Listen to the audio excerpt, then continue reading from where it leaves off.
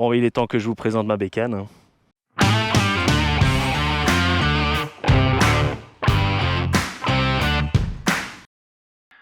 Salut les amis, grande première dans Tourisme et Moto, je vous parle dans mon casque. Bon alors c'est un peu à l'arrache, je tente un truc avec les moyens du bord, bon ça fera peut-être une voix de portable, mais bon. Dites-moi d'ailleurs dans les commentaires si pour vous le son est passable ou si c'est totalement foireux. Dites-moi aussi si ça vous tente de voir un peu plus de plans comme ça ou je vous parle finalement en roulant. Après pour le son, si on va dans cette voie-là, il s'agira d'investir un peu. Mais pour ça, il faut que la chaîne se développe encore. Du coup, si vous nous découvrez via cette vidéo, bienvenue déjà. Et puis, pensez à vous abonner et à laisser un petit like ou un commentaire pour nous dire ce que vous pensez de notre contenu. Et on ne le répétera jamais assez, ce sont ces petites actions simples et surtout gratuites qui nous permettent d'être un peu mis en avant sur YouTube. Et du coup, ça nous encourage pour la suite. D'avance, je vous en remercie. Mais bon, on n'est pas là pour parler de développement de la chaîne. Le sujet aujourd'hui, c'est ma bécane. Un peu moins de 30 vidéos pour enfin prendre le temps de vous présenter mon bon vieux VN. C'est parti!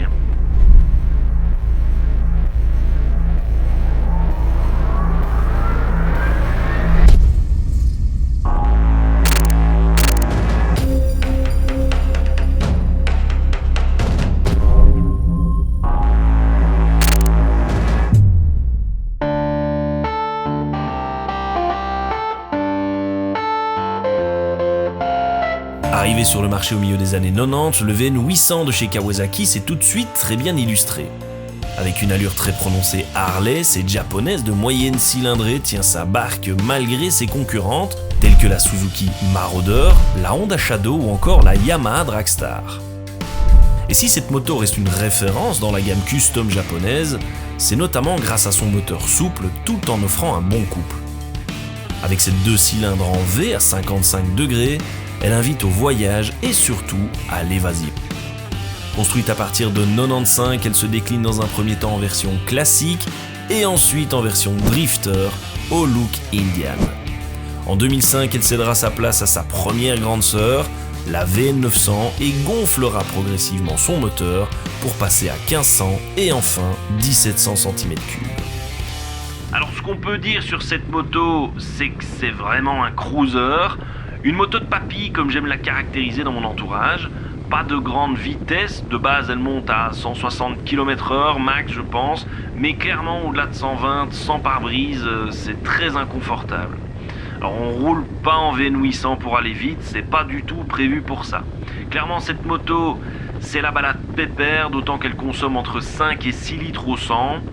Elle garde une bonne reprise, donc on peut rapidement monter dans les rapports. Je dois juste me rappeler qu'il s'arrête à 5, il n'y a pas de 6ème. Aussi, je l'ai souvent évoqué dans les lives, et d'ailleurs je rappelle qu'il y a un live tous les premiers jeudis du mois sur la chaîne YouTube, mais donc sa garde au sol est très limite. Quand on prend un peu trop d'angle, ça frotte. Dans un sens c'est sympa parce que ça fait des étincelles, dans un autre, c'est chaque fois un petit sursaut. Mais au final, ça rappelle qu'elle n'est pas faite pour la vitesse et ça vous oblige à prendre vos virages calmement. Côté équipement, on est sur la pointe de la technologie avec une possibilité de chargement par USB et un GPS Apple. Non, évidemment, on est sur du minimaliste. Pas de tableau de bord, pas de jauge à essence, pas de contour, évidemment pas d'indicateur de rapport engagé, juste la vitesse et quelques marqueurs. En bref, à l'ancienne.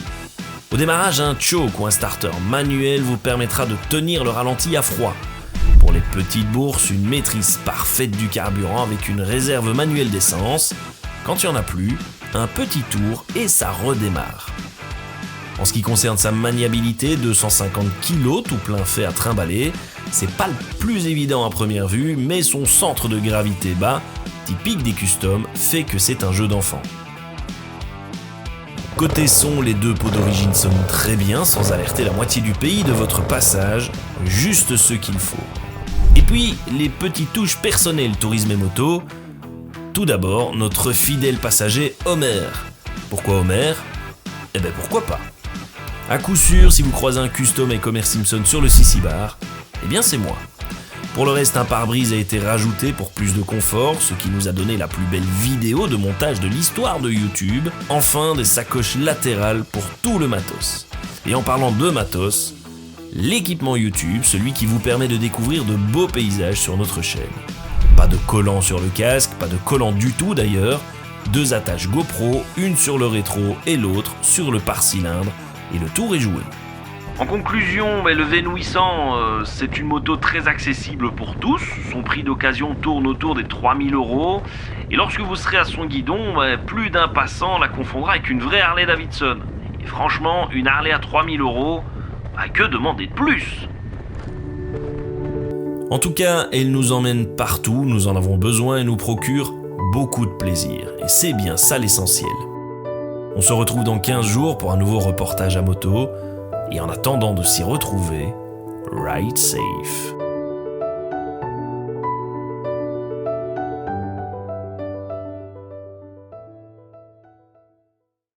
Bon, on va essayer de pas se casser la gueule, hein, parce qu'ici, évidemment, nous sommes enregistrés. Bonjour madame.